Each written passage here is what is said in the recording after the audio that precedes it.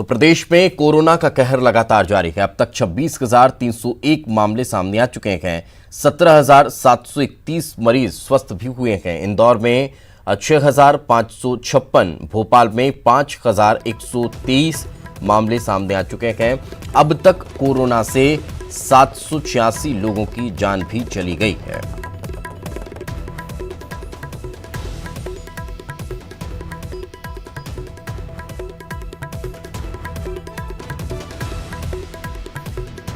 आगे बढ़ते हैं। नरसिंहपुर के गोटी गांव में सीबीआई ने सेंट्रल बैंक में छापामार कार्रवाई की है। बिजनेस कॉरेस्पॉन्डेंट एजेंट को 20,000 रुपये रिश्वत लेते हुए गिरफ्तार किया गया है। बैंक मैनेजर मोहन राजौरिया का कहना है कि एजेंट मोहन सिंह लोधी ने लाटगांव के मानव ट्रेडर्स से रिश्वत की मांग की थी, जिसकी शिकायत सीबीआई से की गई थी। आरोपी को सीबीआई टीम पूछताछ के लिए अपने साथ ले गई है।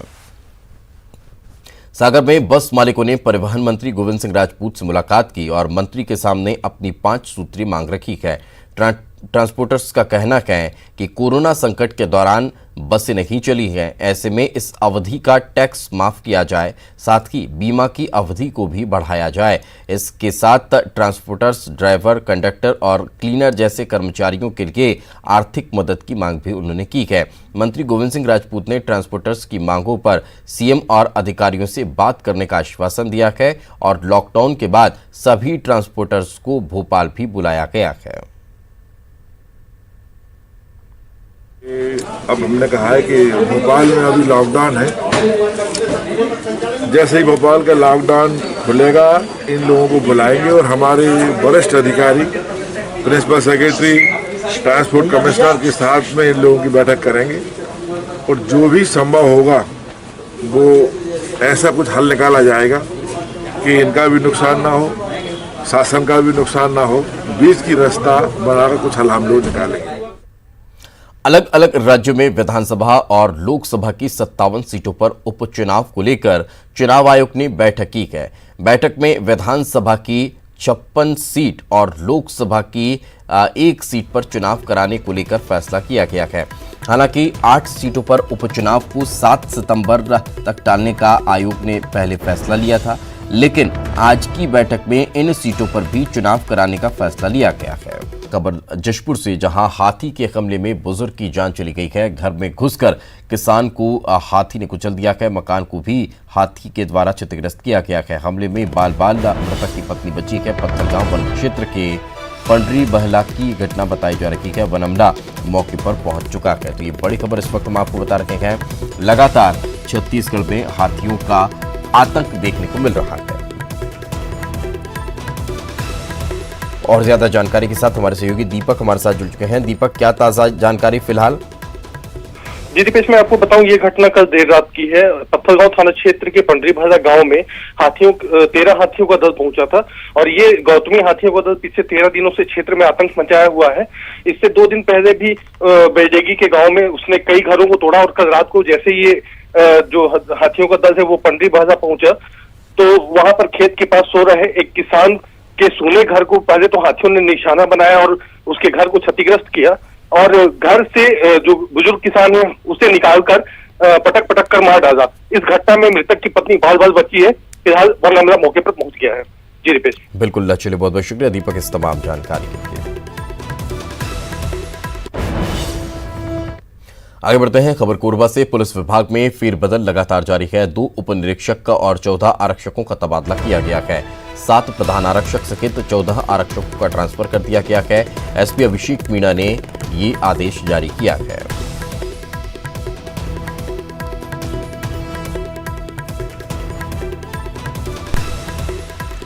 तो कोरबा से बड़ी खबर हम आपको बता रहे हैं। अब पुलिस विभाग में फेरबदल किया गया है। एसपी अभिषेक मीणा ने आदेश जारी किए हैं, जिसमें 2 उप निरीक्षक, 14 आरक्षकों का तबादला किया गया है और 7 प्रधान आरक्षक का सहित 14 आरक्षकों का ट्रांसफर कर दिया गया है। खबर रायपुर से, छत्तीसगढ़ में कोरोना लगातार अपने पैर पसारता जा रहा है। एक बार फिर कोरोना ब्लास्ट छत्तीसगढ़ में देखने को मिला है। कुल 434 नए कोरोना संक्रमित मरीज मिले हैं। अकेले राजधानी रायपुर में 244 नए केस सामने आए हैं। प्रदेश में कुल 6,819 कोरोना के मामले अभी तक का सामने आ चुके हैं। 4,567 मरीज डिस्चार्ज भी हुए हैं। 2,216 एक्टिव केस हैं। 24 घंटे में 2 कोरोना संक्रमितों की मौत हो गई है। प्रदेश में कोरोना से 36 लोगों की जान चली गई है।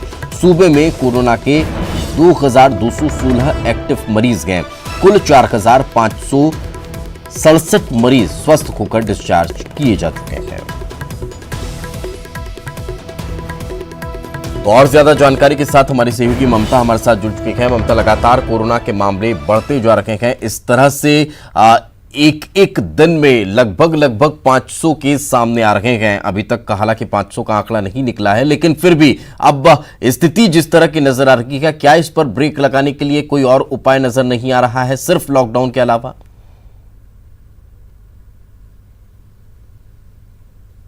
देखिए, लॉकडाउन जो है वो पहली अगर हम बात करें तो उसको प्राथमिकता के तौर पे लिया गया, लेकिन दूसरी अगर हम बात करें तो जो जांच का दायरा है वो बढ़ाना पड़ेगा, क्योंकि अभी ये है कि जिनकी जांच हो पाती वही पता चलता है कि वो कोरोना संक्रमित है, और इसके अलावा बहुत सारे लोग हैं जिनकी जांच नहीं हुई है और उनमें कोई लक्षण नहीं दिखाई दिए हैं, एसिम्प्टोमेटिक है, लेकिन वो कोरोना पॉजिटिव है।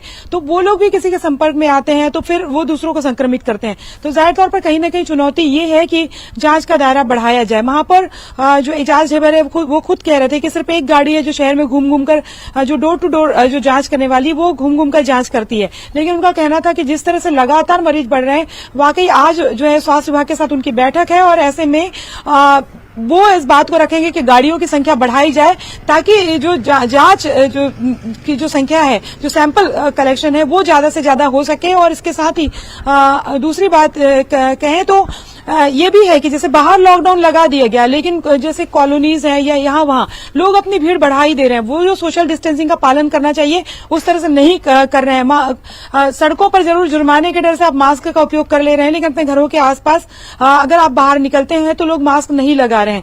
वो अचानक कोई उन्हें लगता है कि यहाँ पर जुर्माना हो सकता है, वहां मास्क लगा रहे हैं, वहां सोशल डिस्टेंसिंग का पालन कर रहे हैं। तो ये कहीं ना कहीं सब्जियों के बाजार में अगर आप देखेंगे छूट दी गई है कि किसी को कोई तकलीफ ना हो, लेकिन अगर आप बाजार में देखेंगे कि लोग जिस तरीके से भीड़ की भीड़ उमड़ जाती है, रोज रोज सब्जी बाजार में लोग आ रहे हैं, रोज पेट्रोल भरवाने के नाम पे आ रहे हैं, रोज दूध का पैकेट खरीदने के नाम पे आ रहे हैं, आलू की दुकानों में आ रहे हैं। तो ये कहीं ना कहीं ये भी जो संक्रमण है उसको बढ़ा रहा है, क्योंकि अगर हम देख रहे हैं अभी पिछले कुछ दिनों से जो देखा गया है कि जैसे देखा था कि एक परिवार से सीधे 14 लोग संक्रमित हो गए। कल हमने देखा था कि सैदानी दरबार से करीबन एक साथ करीबन 15 लोग हो गए। एक जो शोरूम है वहां से अभी तक 18 से 20 लोग हो चुके हैं। तो ये लगातार एक साथ एक जगह पे जो संक्रमण जो बढ़ रहा है, तो सतर्कता बहुत जरूरी है। लॉकडाउन अपनी जगह, लेकिन लॉकडाउन का भी लोग कितना पालन कर रहे हैं। बिल्कुल, यही सबसे बड़ी बात है कि सतर्कता बेहद आवश्यक है, और हल्की सी भी सर्दी जुकाम अगर नजर आ रहा है तो फिर जांच सबसे महत्वपूर्ण है। जितना जांच का दायरा बढ़ेगा उतने लोग अब निकलकर सामने आते जाएंगे और फिर वो दूसरों को संक्रमित नहीं कर पाएंगे। बहुत बहुत शुक्रिया ममता इस तमाम जानकारी के लिए।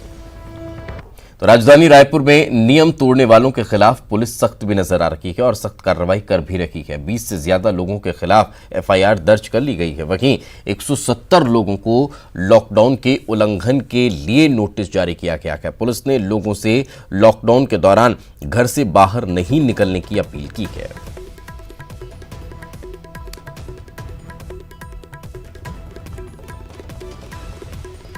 तो ये तस्वीरें 22 से 28 तक रायपुर नगर निगम और बीरगांव नगर निगम को कंटेनमेंट जोन घोषित किया गया है। उसको लेकर हम कार्रवाई कर रहे हैं, और जो हॉट स्पॉट वाले कंटेनमेंट जोन हैं जैसे कि मंगल बाजार हो गया, भाटागांव हो गया, बीरगांव हो गया, उसमें जो इधर उधर घूम रहे हैं बिना किसी कारण के, उनके खिलाफ हम एफआईआर भी कर रहे हैं। कल लगभग 20 के आसपास एफआईआर आजाद चौक और पुरानी बस्ती थाने में मिला के 20 एफआईआर 188 के हुए हैं। इसके अलावा लगभग 170 लोगों को हम 188 का नोटिस भी दिए हैं जो इधर उधर घूम रहे थे। तो कड़ी वैधानिक कार्रवाई इनके ऊपर की जा रही है। राजनांदगांव में कोरोना की चेन तोड़ने को लेकर जिला प्रशासन ने सख्त लॉकडाउन लगाया है। लॉकडाउन 29 जुलाई की रात तक रहने वाला है। शुक्रवार सुबह से पुलिस की टीम अलग अलग इलाकों में तैनात रहेगी। इस दौरान पुलिस ने लोगों से घर में रहने की अपील की है। वहीं आदेश का पालन न करने वालों के खिलाफ पुलिस कार्रवाई कर रही है। उनकी स्थिति को देखते हुए 23 तारीख से 29 तारीख तक राजनांदगांव जिले में के नगर निगम क्षेत्र राजनांदगांव को लॉकडाउन घोषित किया गया है। और चूँकि सुबह से लेकर के 10 बजे तक की मार्केट ओपन रहेंगे, जिसमें कि आवश्यक सेवाएं ही चालू रहेंगी, जैसे कि सब्जी हो गया, दूध की हो गया, बाकी सारी चीज़ें बंद रहेंगी। और व्यवस्था ठीक है। अभी हमने मॉर्निंग में भी पुलिस की टीम भी, राजस्व की टीम भी और अन्य जिला स्तरीय अधिकारी जिनकी ड्यूटी लगाई है वार्ड सभी ने निरीक्षण किया है और पब्लिक का भी रिस्पांस मिल रहा है इस लॉकडाउन को क्योंकि संक्रमण तेज़ी से बढ़ रहा है हमारे राज्य में और हमारे ज़िले में भी। कल की ही बात है, 18 केस हमारे ज़िले से आए हैं, तो लोगों में सजगता बढ़ी है और इस लॉकडाउन का पालन पूर्णतः कर रहे हैं।